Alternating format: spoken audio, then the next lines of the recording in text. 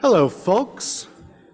We'll get this show started today. Welcome. I am, for those of you who are guests, Sal Pizarro, President of the Rotary Club of San Jose, and I am thrilled to welcome you to our 5,387th meeting.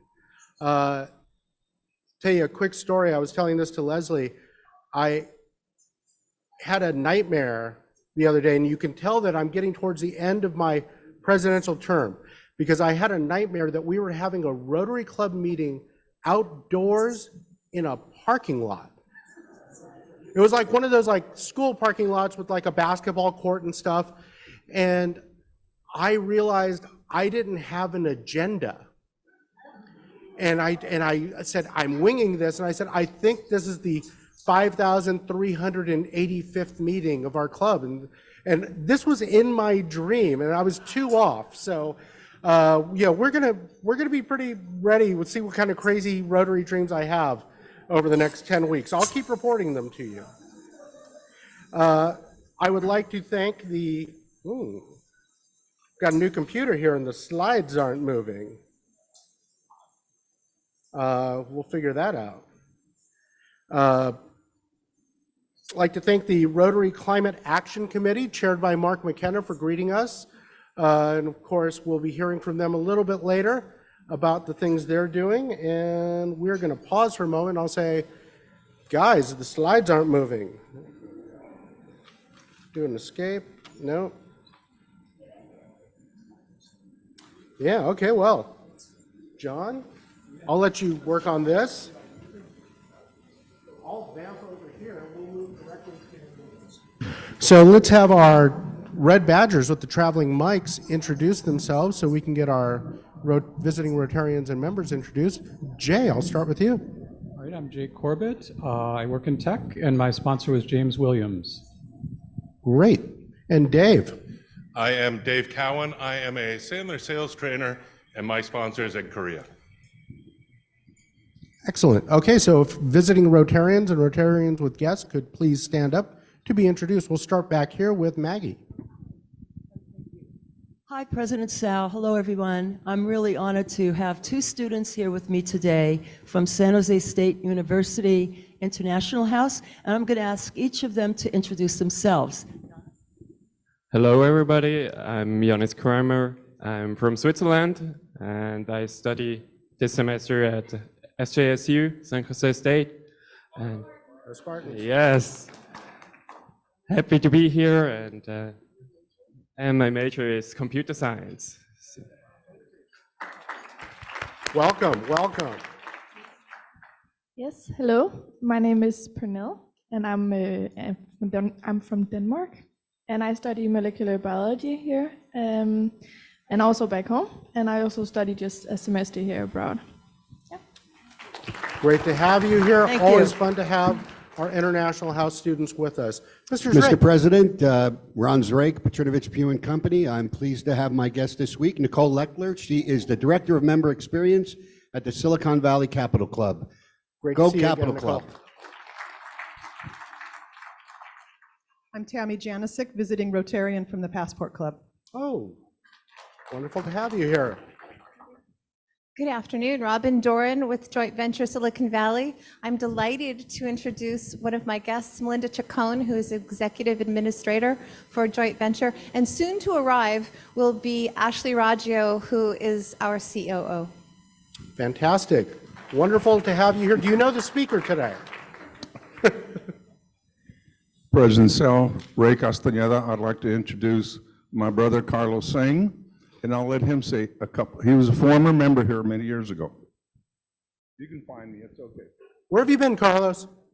I left in, I believe, around 2011, and I ended up doing international consulting, and so that didn't allow me to continue on, because back then, as I understand, that's no longer the case. Back then, they were fining people for not attending meetings, and so I needed to resign. But I ended up coming back from living in New York and Mexico City, worked a little bit here, and now I'm over at San Jose State teaching in the business school, graduate, undergraduate, as well as the Justice Studies Department, graduate and undergraduate. And I'm glad to see some old faces here and it's a pleasure to be back. Old faces and new faces. Great to see you, and I'm sure Ray has stuffed an application in your pocket by now. Hi, President Sal. Deanna Persaud, College of Adaptive Arts. I have one of our professors here, Angel Coronado. He teaches science and Spanish. I'm going to let him say a few words. Yes, thank you, Deanna. My name is Angel Coronado. I specialize in Spanish and all the sciences, microbiology, climate change, chemistry, and I'm also going to school at San Jose State studying communication.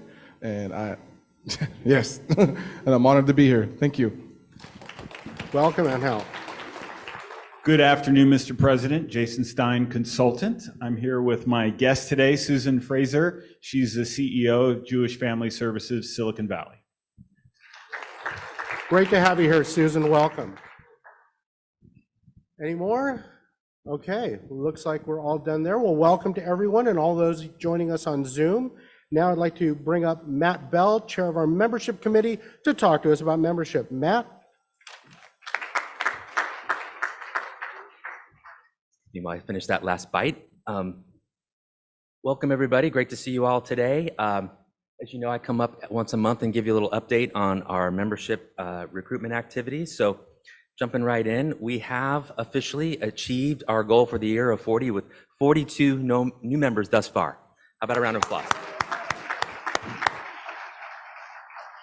So, you know, this doesn't happen without all of your involvement and focus on recruitment.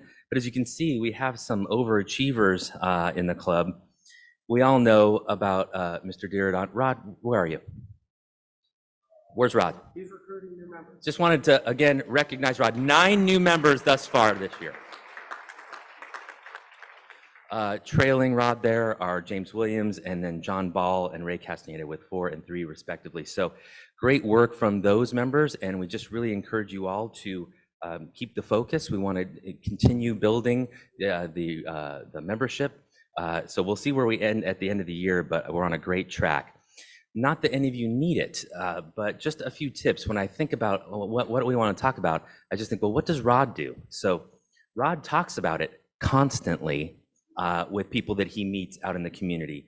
He invites people to our meetings and events, you know, and to be very active on social media, sharing the Rotary postings and all those things with your own network, very important. When you're talking to prospective new members, really important to make sure we communicate both the financial requirements and then the participation expectations, right? So we know it's $915 a year. We know there's a $500 initiation fee, and then we know there's a $400 endowment foundation contribution as well. These are all parts of our annual, except for the initiation fee, things that are part of the financial requirements. So really important to focus on that. We had, I think, one member this year who didn't fully understand that and then didn't go through with the application.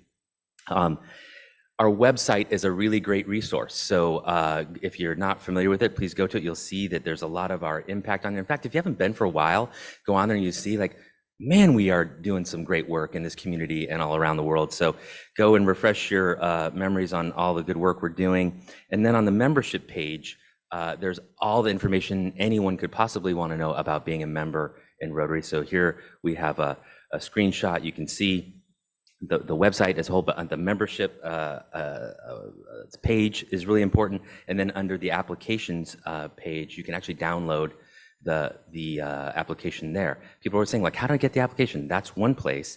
Another place is in every single bulletin that you receive is a link to the application.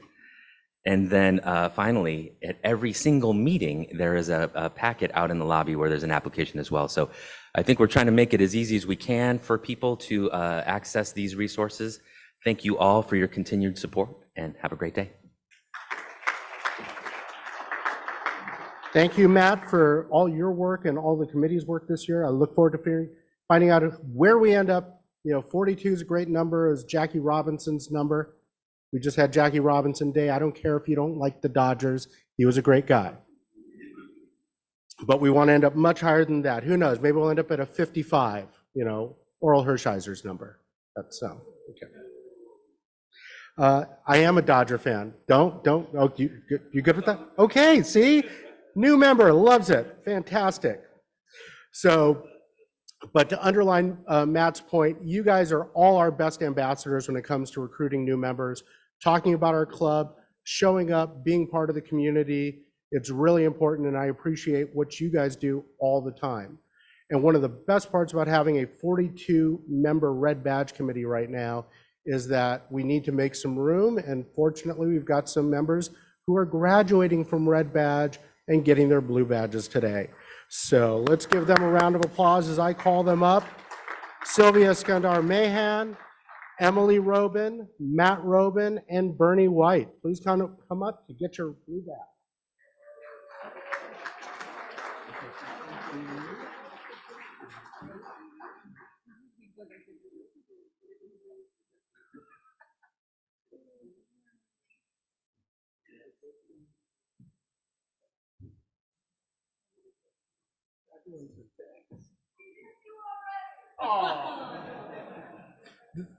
They're still, by the way, all still eligible for Red Badger of the Year, which is still a thing. So it's coming. I've been charting progress. All right. Congratulations to you all. And now, as promised, let's have Mark McKenna come up here and talk to us about the Rotary Climate Action Committee. Mark?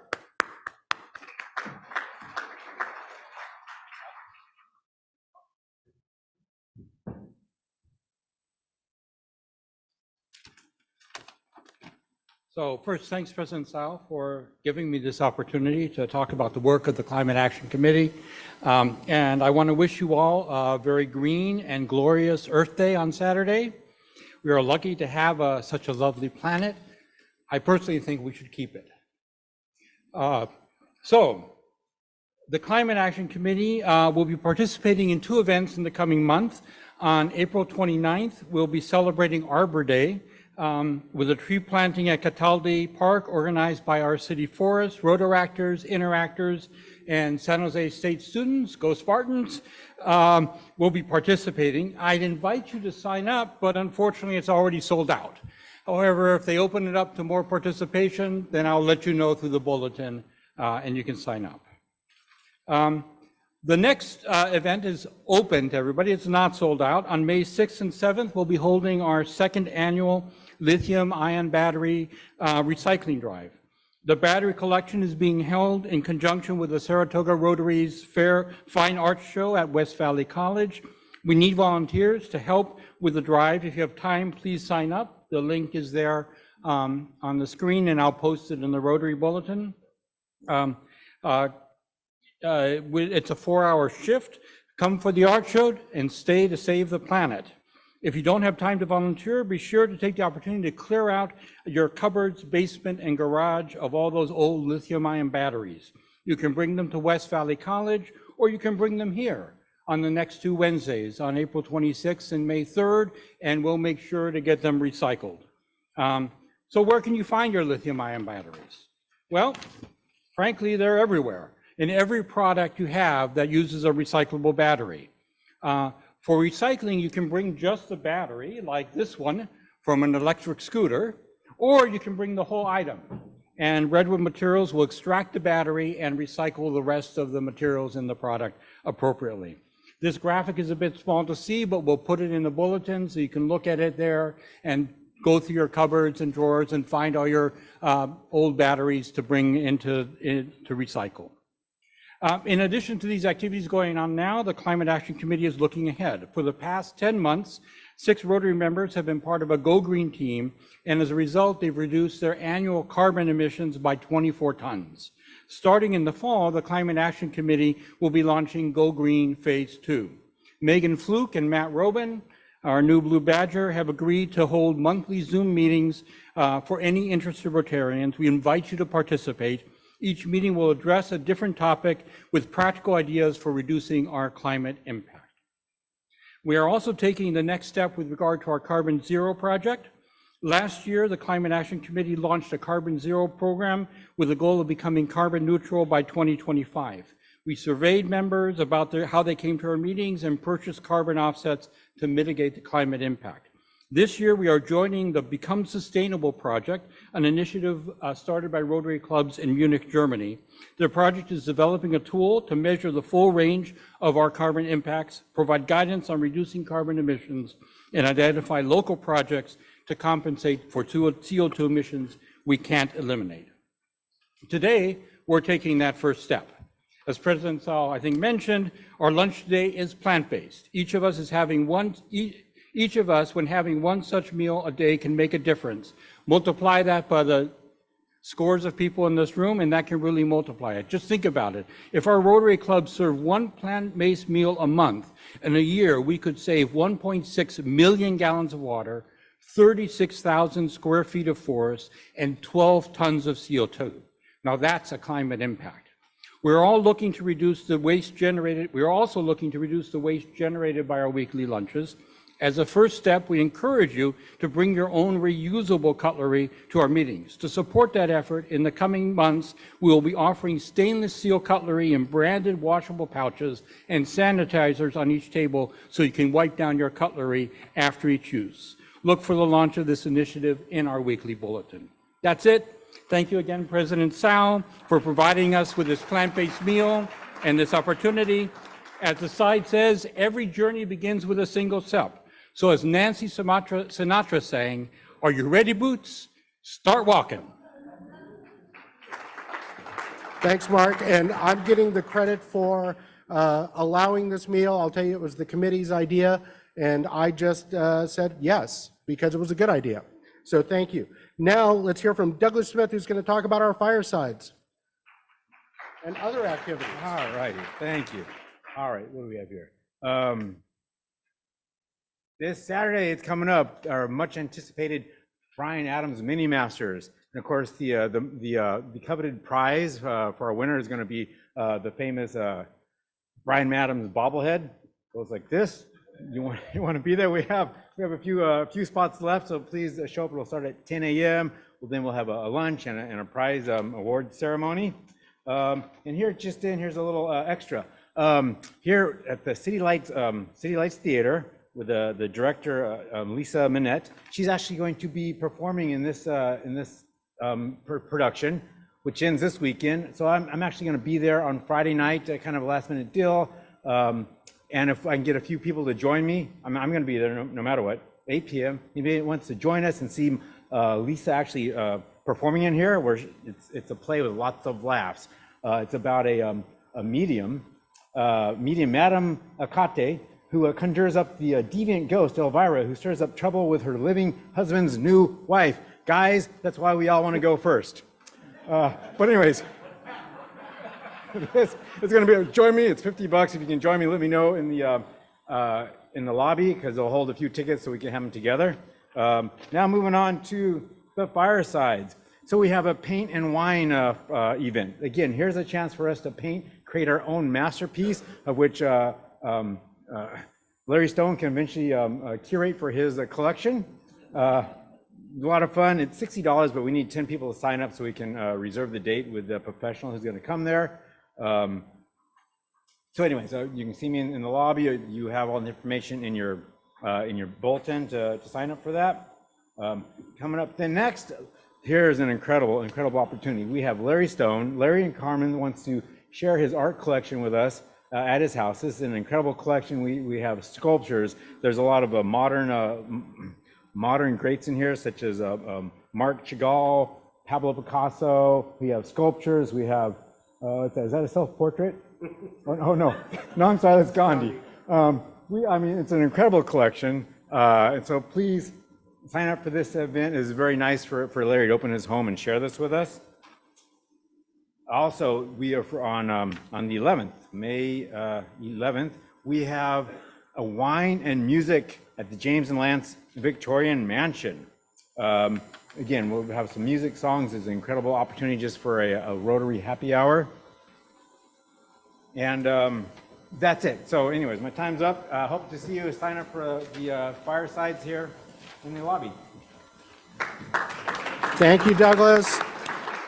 I'm looking forward to the Mini Masters. I don't golf at all, and I haven't miniature golfed in quite some time. So That should be fun. And seriously, Blythe Spirit at City Lights. Amy and I took the kids to see it on this past Sunday. It is hilarious. It is just a really fun show.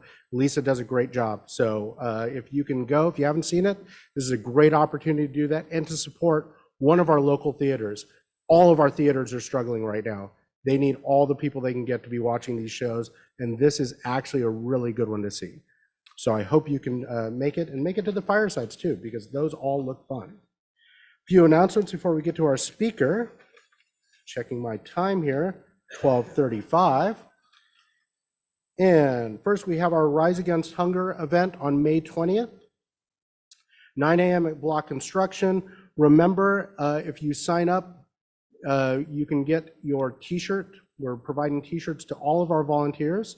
We'll be packing 13,000 meals. The more volunteers we have, the faster it'll go. So I'd love to see everyone there. The entire board has at least pledged to be there. Whether they all make it, we'll see, but they've all pledged to be there, and I'll be there too. And of course, after, if you're taking part in the Our City Florist tree planting, what better thing to do after that than to go to the district conference at the Computer History Museum in Mountain View.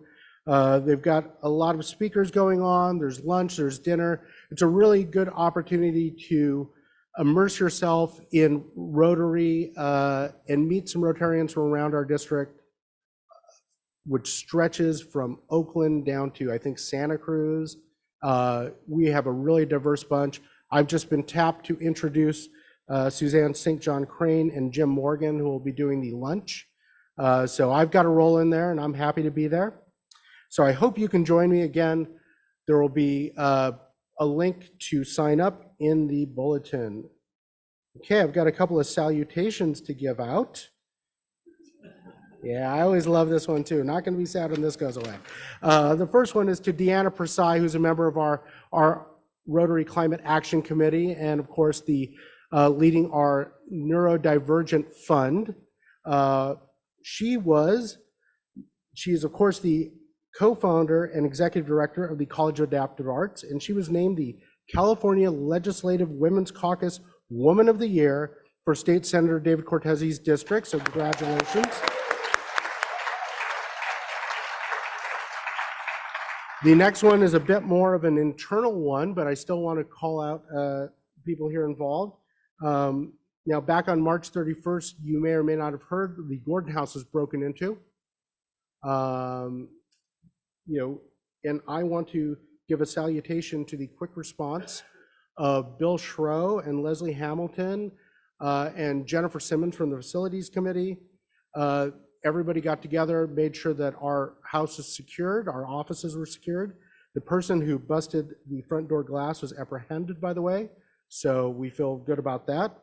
So then I have an additional salutation to give to Ernie Moreno, who donated the services of his company to repair and clean up the house following the break-in, and that includes the glass company's work to replace the door pane. So thank you to all of you and everyone else on the Facilities Committee who does such a great job of keeping our facilities working, as opposed to this one, which is a city facility. But, Gordon House, yes, thank you. So. And now, before we get to our speaker, I've got a taste of San Jose. I don't have my little taste of San Jose slide, but I'm going to move on to say, who knows?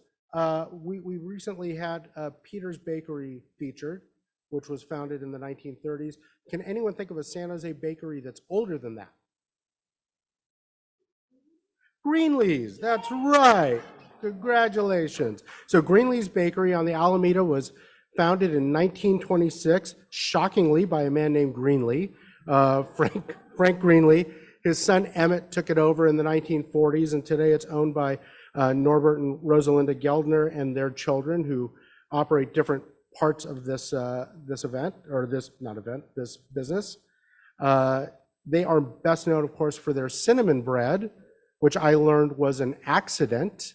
They basically over-cinnamoned the bread, and they said, let's experiment with it.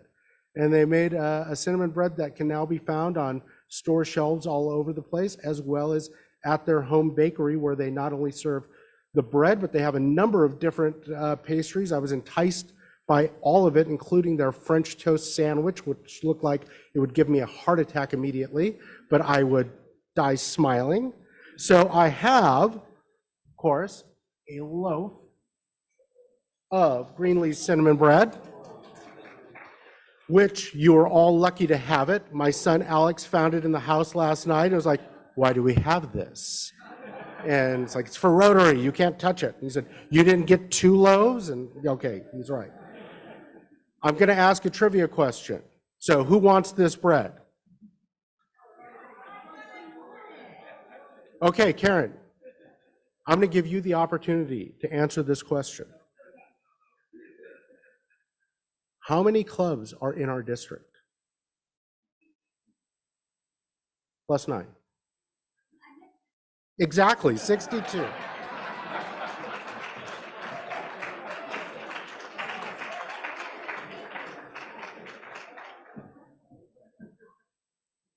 This ain't Who Wants to Be a Millionaire, guys, okay?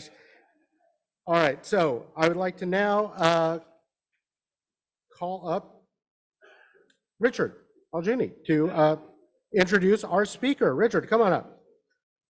Hey. The bread's gone? Bread's gone. You got to be friends with Karen to get bread. I was only here for the cinnamon bread. Good afternoon, everyone, Rotarians. I am here to introduce my friend Russell Hancock.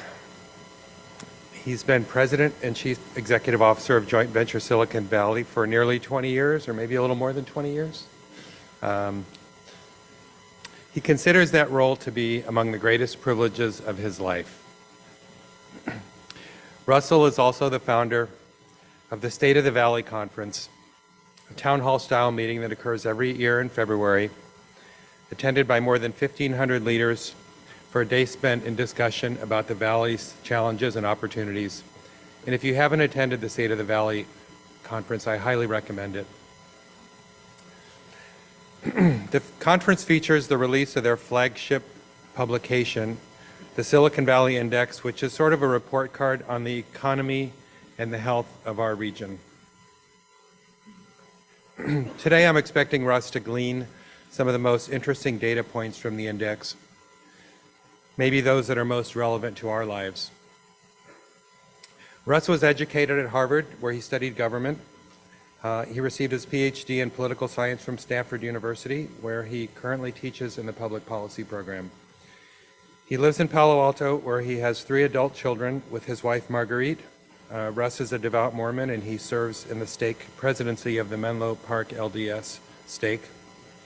He also leads a parallel life as a concert pianist, often performing with the St. Michael Trio. I've heard them. They're spectacular. And also as an artist in residence at Montalvo Arts Center. I will say that I learn something from Russ every time we talk. I always walk away with some little tidbit. He's one of the most interesting characters I've known, and I've got a pretty good list of characters.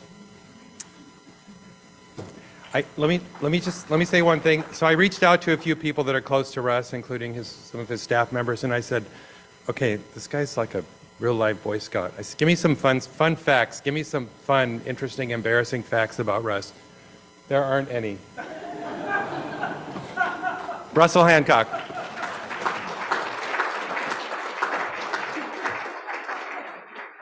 Oh man, Richard, you just needed to ask my kids. That would have been that easy for you. It's so nice to be here. I'm looking out at a room of people that I just tremendously admire.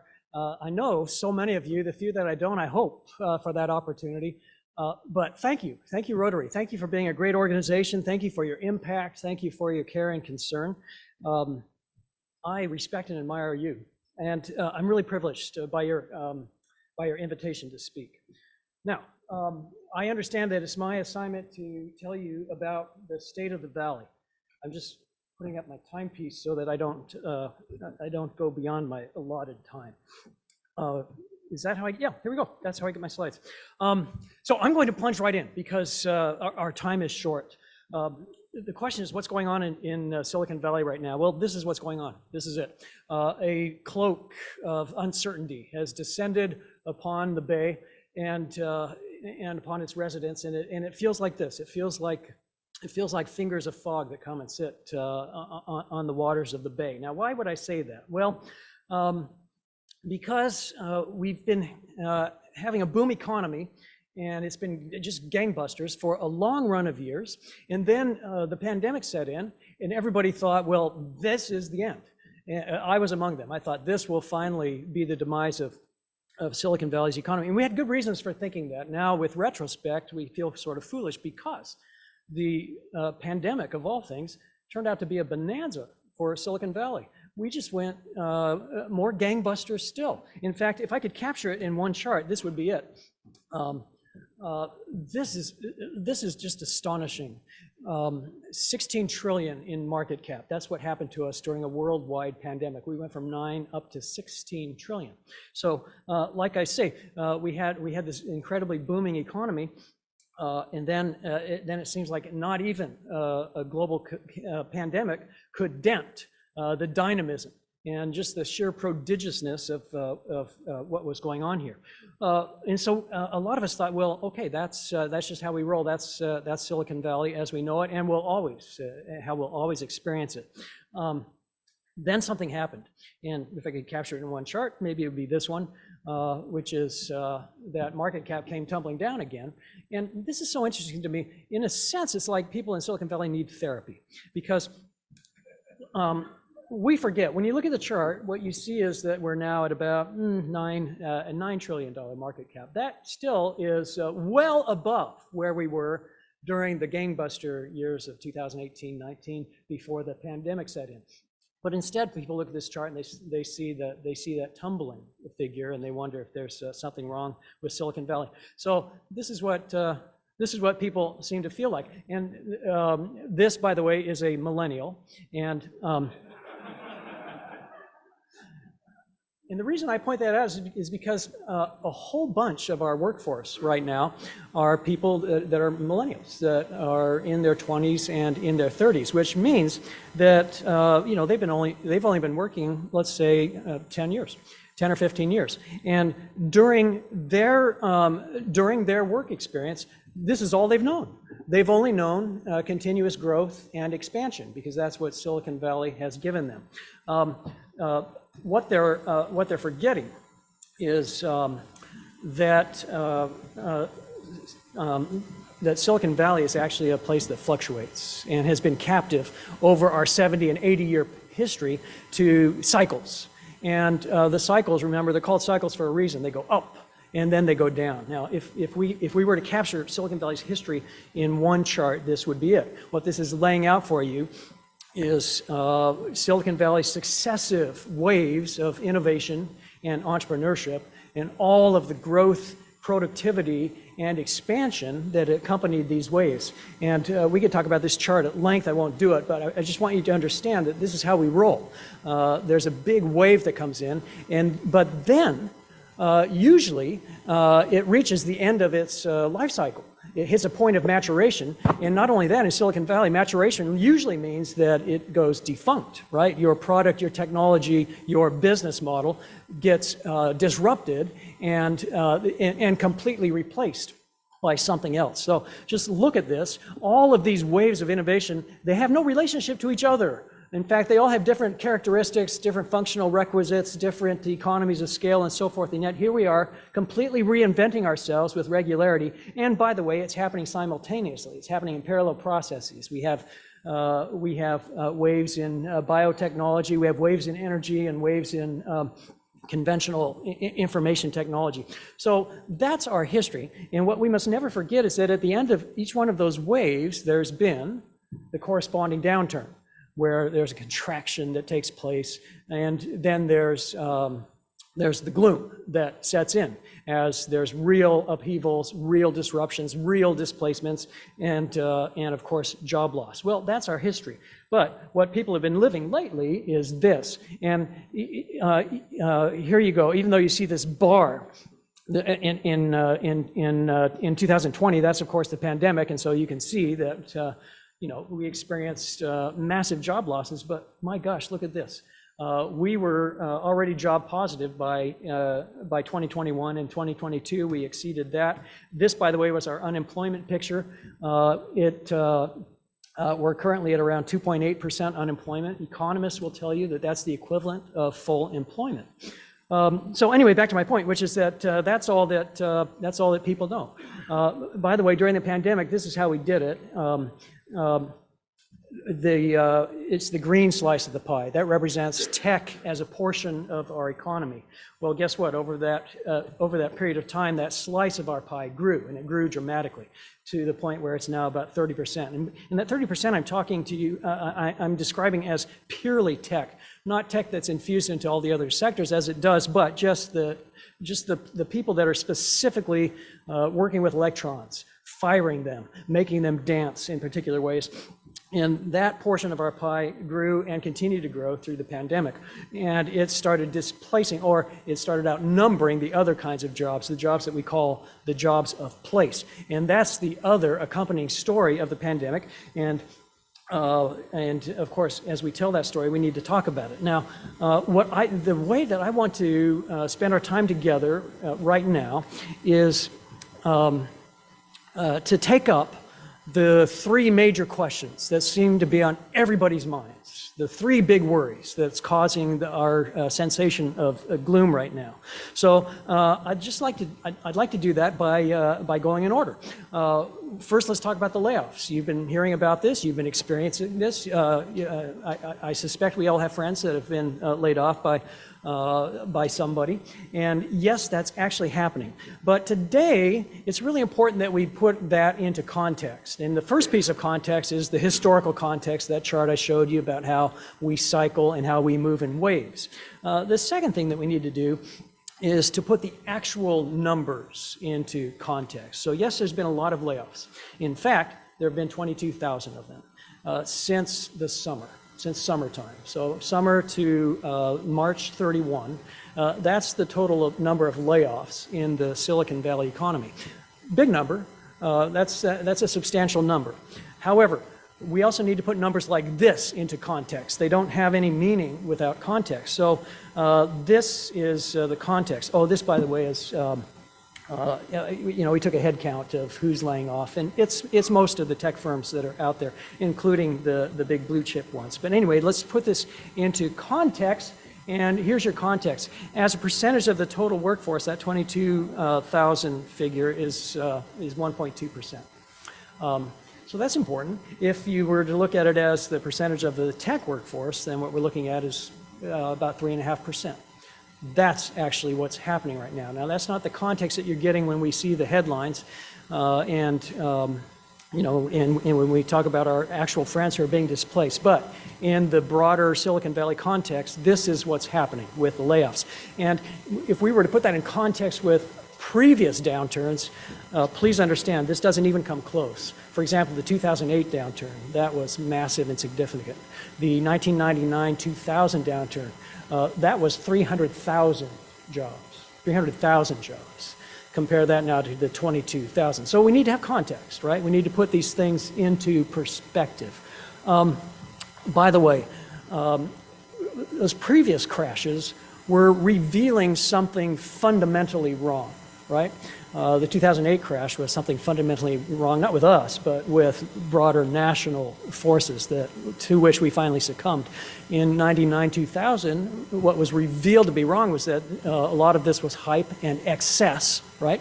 Venture capitalists just tripping over themselves to throw money at 14-year-olds with an idea for an internet company.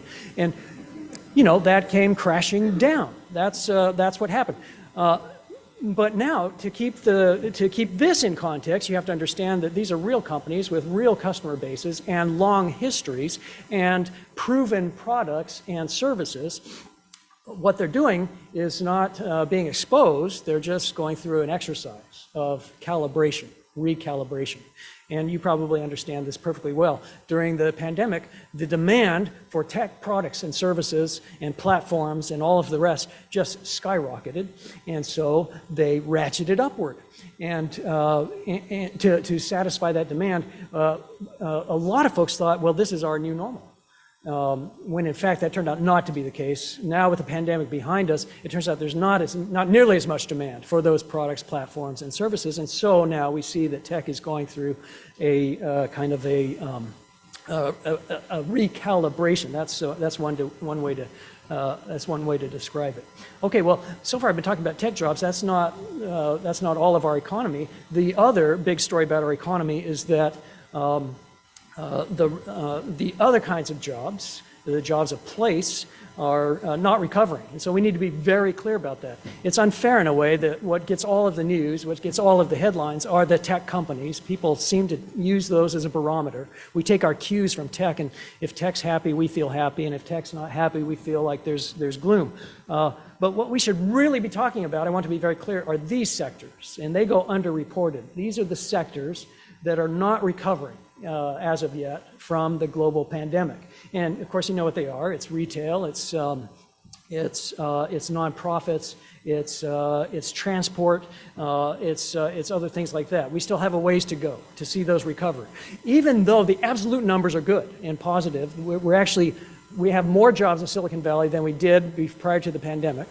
But these sectors are not recovering, and there will have to be new strategies in place to address those employment needs. So that's one thing that I wanted to put on the table for you today.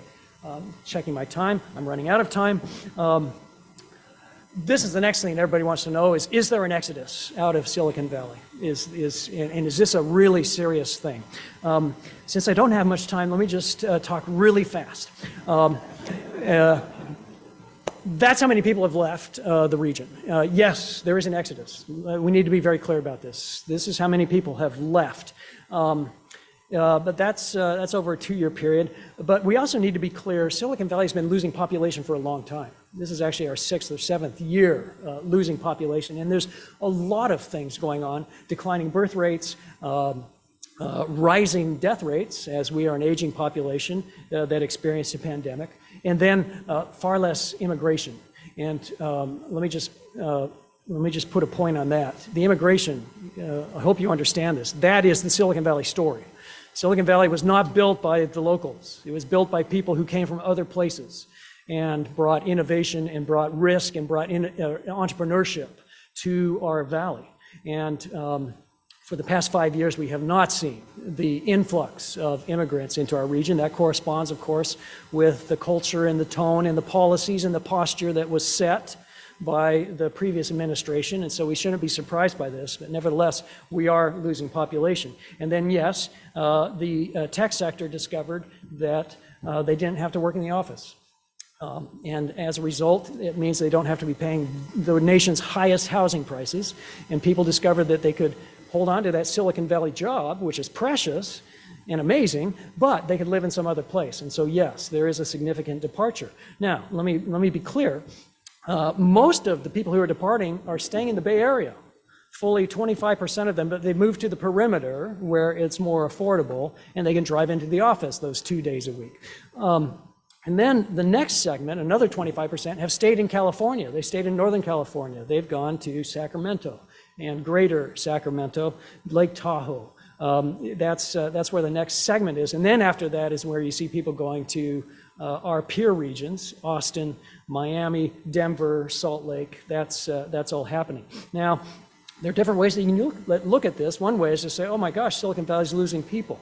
That's one way to think about it. We tend to think about it differently. We think, well, no, actually what Silicon Valley is doing is it's becoming more distributed. And the innovation and the research and the creation is now happening in a distributed way across the nation and also across the globe. And so now Silicon Valley is a node, is a major node on a network of nodes. That's one way to think about this. We think that probably is the way we should think about this. So that's just quick on the question about are we losing people. I think a really significant question that we should also ask is if we're losing companies. That would be a significant trend as well. And the answer there is no, we're not losing companies, with the exception of 4. Over the past 5 years, Silicon Valley has lost 4 companies. You know who they are. There they are, right there. They all had particular backstories, and so we're not calling that a trend. Okay, here's the last thing before my time is up. A big question on everybody's minds is what has been the impact of working on home? What is that doing to us? And let me just say a few things about that. The most important thing I can tell you is that this is here to stay. People are working from home. They like it. People really like working in their pajamas. And that's how we have to understand this. Those are your percentages. And it's very interesting that this also stratifies by income. Our higher earners are working from home at much, much larger numbers. Now, people thought that this would be a temporary phenomenon. It's not. It's actually increasing. The pandemic is behind us, and yet people are still working at home and preferring it. My team, by the way, won't come to the office. I can't. We have a beautiful suite, and they're not coming in. Don't understand. But this is what we look like compared to major metropolitan regions. Silicon Valley, by far, is when people said, okay, we want you back in the office. Well, in Austin, 60% dutifully complied, and so on and so forth. But in San Francisco, San Jose, that's what it looks like. Only a third of the workforce has actually gone back to back to the office. So that's what we look like. This, by the way, is what it's done to downtowns, and this is a big story. This is a very big story. And this shows you downtown activity by cell phone activity. And look who's at the bottom, us. We're at the bottom of all the major metropolitan regions. So in Silicon Valley, we like it more than other places, the working from home. And I'm telling you, it's here to stay. So that means that we have new discoveries to make, new techniques that we have to introduce. The big question everybody's asking is, well, how do we recover our downtowns? This, by the way, is San Francisco. That's San Francisco, California, and Pine. At high noon, I took that picture. It's a ghost town. It's amazing. People are saying, well, how do we recapture our downtowns? I'm saying that's actually probably the wrong question. We probably have to be asking, what is the new opportunity? And the new opportunity is goods and services and commercial models that meet people where they are, which is in their homes. And so I think we're going to be seeing new models sprout up around that. And downtowns have an opportunity to rethink, recreate, and convert, do conversions to housing and other uses, including intense uses. Okay, well, I'm out of time, so I'll end it at that, and I'll tell you thank you for your invitation. And I think the idea was, Mr. President, to have time for questions, right? Yeah, good. So I will take your questions, and while your questions are coming, I just want to put up this. This is our website, jointventure.org. If you're not subscribing, just sign yourself up at jointventure.org, and we'll send you our reports, and we'll invite you to the State of the Valley Conference. So I just wanted to put that up. Who's got? Have there been any studies of the effects on productivity of having 70% of the workforce working from home? Yes, there is. And what are the results? Yeah. The results are mixed. There are some aspects of work that are actually even more effective using these distributed models. There are others, the serendipity, all of those things. Social scientists try to measure this. But by the way, one of the best is Nick Bloom. He's on the faculty at Stanford, my colleague in the economics department. And we've got good survey research that says that this has actually been a tool for higher productivity with certain exceptions. The way people are thinking about the office now is that it's like it's the place you go when you have something special to do. We used to call them retreats. Let's have a company retreat, and they'd go off to Monterey. Now the retreat is at the office, right? So the on-site has become the new off-site. That's what's going on. But anyway, the productivity has not suffered, is what the academic literature will tell you. Yes. Thank you. John. Question. There's a move going on for the younger tech companies to bring people back into the office here. Yes. To try to bring those percentages up and to increase their productivity. Art, I think that's why they're doing it. Right. Can you speak to that and how that might change some of the dynamics on the slides that you've pointed out? Yep.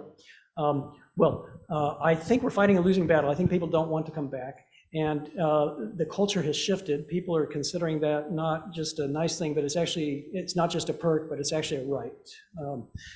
So I think that's how people are conceiving of it. But nobody wants to say, well, we should only work from home or we should only work in the office. What's happening instead is that it's both. The new world will be both. It will be fully both, but people will have the ability to dial their own mix. And companies, according to circumstance, will ratchet it up or down in a way that makes sense to their particular situation. And that's it. That is the world that we are now going to inhabit. But the command and control models, that is not going well at all. In terms of productivity, people are finding that people are in fact working very efficiently at home. And the discovery is that the time savings from less travel, commuting, traveling to meetings, that employees are actually investing that back in the company. The company has been able to capture that as an extra dividend. But what is happening is that the work patterns have completely shifted. People are now working, done time tracking studies. They're working in the mornings, they're not working in the afternoons, and then they're working in the late evenings. And that also seems to be a pattern that's sticking. Okay, what other questions can I answer? Alex. Yes. Russ, when you released the report, one of the headlines that joint venture talked about was inequality. Can you touch on that here today? It's a hugely important subject, and frankly, I hope you'll ask me back so that we can have a talk on that subject. I would, but what you should know is that Silicon Valley is one of the most unequal places on the entire planet. It's staggering. It's actually extraordinary. Silicon Valley in the 90s was a middle-class town. It was filled with engineers and others who worked at Lockheed and went back to their tract house and mowed their own lawn.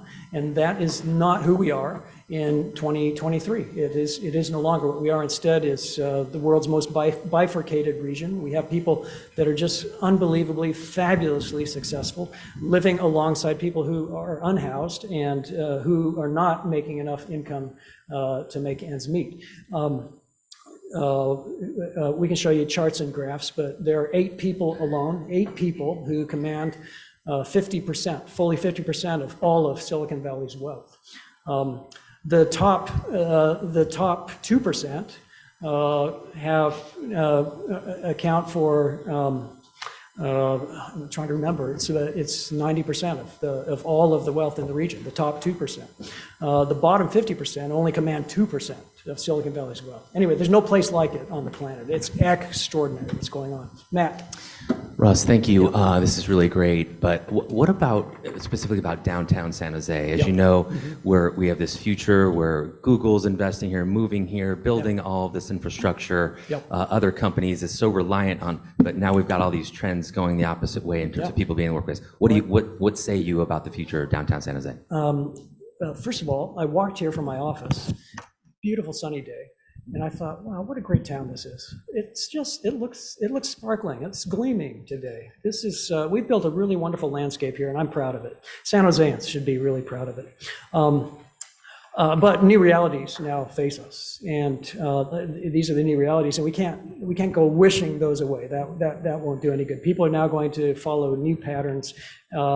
Because we're agents, right? And we care about efficiencies, and we care. Time is a really important question. So how you organize that time. So I think the opportunity is to think differently about downtowns, what they are. And San Jose is at a crucial point in its unfolding history, with the Diridan Station and all the opportunity that represents, the BART coming through, the corridor that is going to create, the teams of developers that have seen this as a jewel and something that is just ripe with possibilities, and all of the ideas that are coming forward, including really cutting edge ideas. I think the opportunity is more San Jose's than it's ever been, but it has to, more than San Francisco, for example. And I don't like to point fingers. That's a great city, and I really feel for San Francisco. They're going through some very hard things right now. San Jose experiencing those things less or even not at all, and so there's opportunity in this town. It's real opportunity, but we have to think out of the box about how to realize it. Before we get to Rod's question, we have a question from Zoom because, like, we've got people working from home. What's the question? What has the effect of all this been on commercial real estate? Yeah. So we keep waiting for that effect, and it's starting to come. It's been a lag effect. It looks like vacancy is now between 15 and 25%, depending on neighborhood, depending on where you're looking. And so, in other words, what we were expecting. Yes, people are letting their leases expire. They're not renewing them. Yes, they're using less square footage. Yes, they're thinking about what an office even is and do we need it. There are plenty of that is the prevalent trend by far, and the vacancy rates will reflect that, if not this year, certainly by next year. So that's what it looks like. Yeah. Mr. Jordan. Yeah. Hi, Rod. Russ, thank you for being here and Yeah. sharing your prodigious intellect with us today. Thank And you. I really mean that. Thank you. I saw a study recently Yeah. that suggested maybe we're going to have a reshuffling of the kind of people that come to work. Yeah. And the study suggested that that the people that were working from home were people that could work from home, but didn't much care if they were promoted. They liked the salary they were getting, they liked to do the coding or whatever, and they were happy at home. But the ones that wanted to be promoted were coming to work, because you have to look the boss in the eye in order for the boss to know who you are to promote you. That was the theory in the study. Yep. I think that's true. Mhm. And it may be well that we're going to have bosses coming to work and managing people remotely. I'll just agree with the premise. And there is good literature, academic literature developing to support that premise, Rod. So that comports with everything that I've seen, definitely. Yeah. Oh, I will just add real quickly that there's also an injustice associated with the working remotely. And I did show you the one chart. It's an option for people that are high earners. It is not an option for people who are low earners in those in the service professions.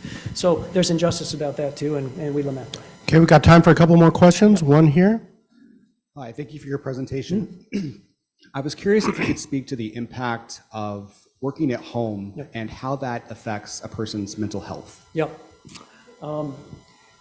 Every circumstance is different, and so it's hard to make a generalization. For people that are in crowded home settings or multi-generational home settings, it's really difficult.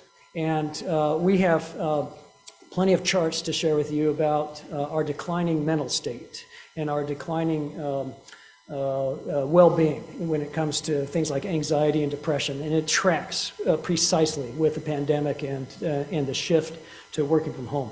There are other people who thrive in that environment. In fact, it has led many people to rediscover themselves, to get in touch with a new set of values, to choose new core values, to reorder their life's priorities.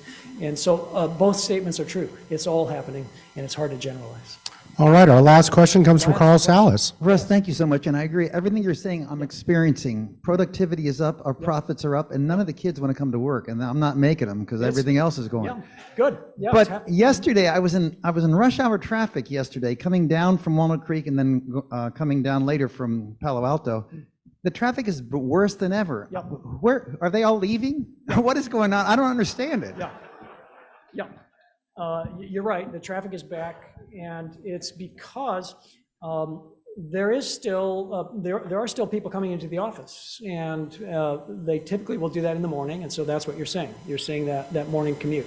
That's happening, and then additionally, we used to have a substantial portion of the commuting workforce using BART, using Caltrain, using our public transit systems. They are no longer. I could have shown you charts of the cliff that is now facing Caltrain, facing BART. It's pretty clear that they're not going to recapture that ridership.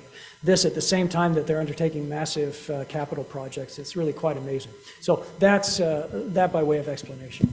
Yep. Well, thanks, Rotary. Thank you for this invitation. Thank you, Mr. President. So, Russ, all those charts that you didn't show us that you said you could, jointventure.org? Not only that, yeah, here's the website, but you can also go to a website that we've created. It's called SiliconValleyIndicators.org, and there are hundreds of charts. And they're all sortable, searchable. You can download them. SiliconValleyIndicators.org. We intend for that to be a tool in the hands of the community. Fantastic. Thank you so much for your presentation. On your behalf, we've made a contribution to History San Jose, which is helping preserve our city's heritage. So thank you for that. And next week, oh, look, a pretty picture. Look, it's all these charts that he didn't show. Ooh, that's a number. There we go. Okay, gonna get to the end here. There we go. And next week, we're gonna hear from Randy Zeckman. What's going on with our electrical grid, past, present, and future? Thank you so much. Meeting adjourned.